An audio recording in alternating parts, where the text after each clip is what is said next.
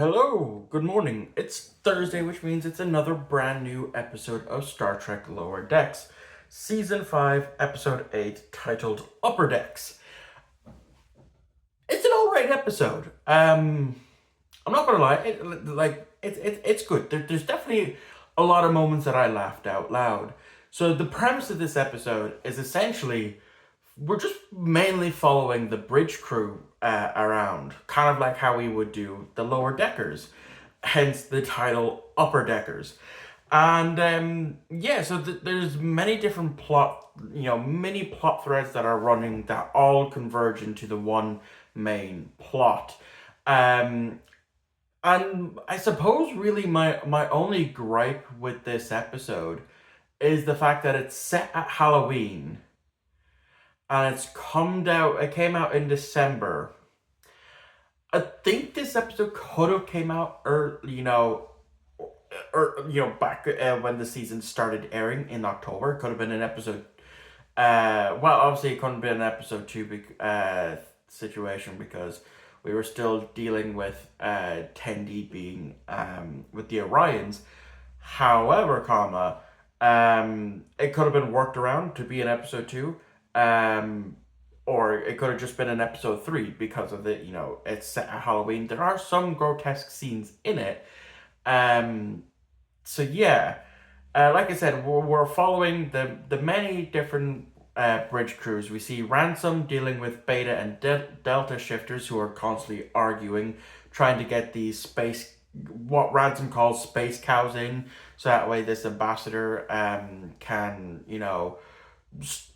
study them, and it turns out that they are afraid of something and have the ability to cloak.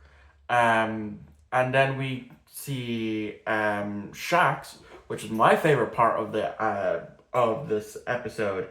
Dealing with his demons from the occupation of Bajor, where he has to astral project, fight his astral projection version of himself that fought during that time. So we see him in his quarters.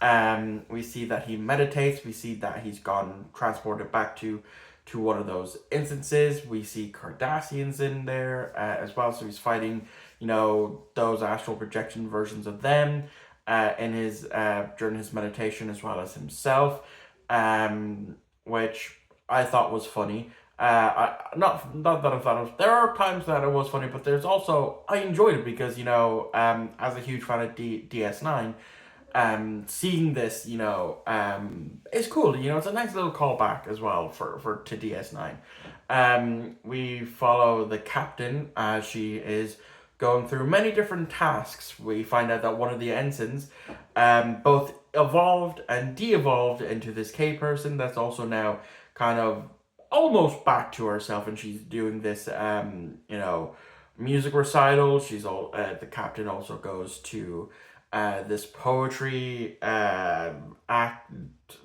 reading type of stuff. So she's working her way through the list. We follow Ta'ana as she's been told to actually use some anesthesia for to or just use anything other than relying on pain when it comes to treating people at sickbay, which she's not a fan of, and so she's trying to figure out what her pain threshold is, and that was just so fucking funny. There's a lot of scenes where she just strips down, straps herself in, and basically tells one of the nurses there to basically rearrange her guts. That's something I thought only Shax would do. But apparently she likes to have her guts rearranged in general. And then it's revealed that the what we thought was the ambassador turns out to be this race called the Clickers or something like that. They were name dropped at the beginning of the episode where basically they hate getting compliments, which we've seen different versions of this type of species before. Not the insectoid type of well, kind of with the Zindi we have seen insectoid types of races, but there has been we've seen races in Star Trek that hate having specific things done in front of them. You know, the species that hate being have been being eaten in front of. There's also that race in Voyager where Janeway almost offends them, but Neelix is the one who manages to smooth things over there. And then again, there's this grotesque scene where the insectoid starts to peel off the disguise, and that's why I'm saying this should have been an October episode release and not a December release, because it would have fit perfectly for Halloween. You know, because like I said, this episode is set during Halloween. Like we see we don't really see our lower deckers all that at all. You know, we see them at the beginning of the episode carving pumpkins. You know, we see Rutherford carves a Cerritos into a pumpkin. He also carves V'ger as well. So we also have, a reference to V'ger because in the title sequence we do see V'ger. And that's it. The lower deckers thinking that nothing interesting happens if they're not involved. Which obviously isn't the case. Like I said, it's a good episode, and there's definitely a lot that I enjoy, and there's a lot that I laughed at. Where one of the clickers with their gun says, if I shoot you, you're going to be in a lot of pain, and they do that outside med bay. Out of sick bay, and that's when T'Ana just come, battered and bruised from trying to figure out what her pain threshold is, and just immediately jumps on the clicker and starts to attack him. That had me in hysterics. I really did enjoy that. And yeah, like I said, it was a good episode. Only 2 more to go, and then that's it for Lower Decks. I don't know if I'm ready for that, I obviously don't know what's going to happen next week. It could be the episode that has Harry Kim in it. It could be, or that could be, say, for the series finale. I'm not sure yet.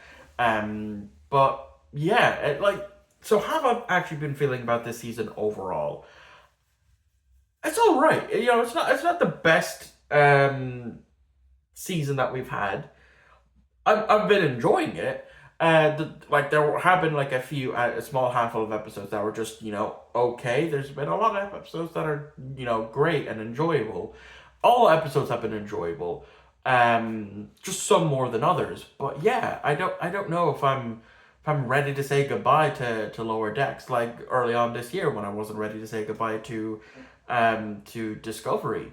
But yeah, I'm looking forward to seeing how things wrap up, because again we have the whole season-long mystery of these fissures, which hasn't really been brought up all that often. It was last week where we had that last week's episode, which is really, really good. Of course, we had the start of the season. We also had reference to it in the Klingon episode, but that's about it. We haven't really seen much of it.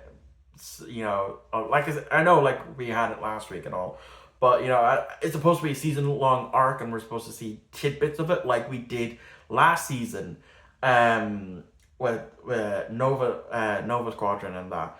But we're not seeing it as much, this season, and it's supposed to be the final season and stuff.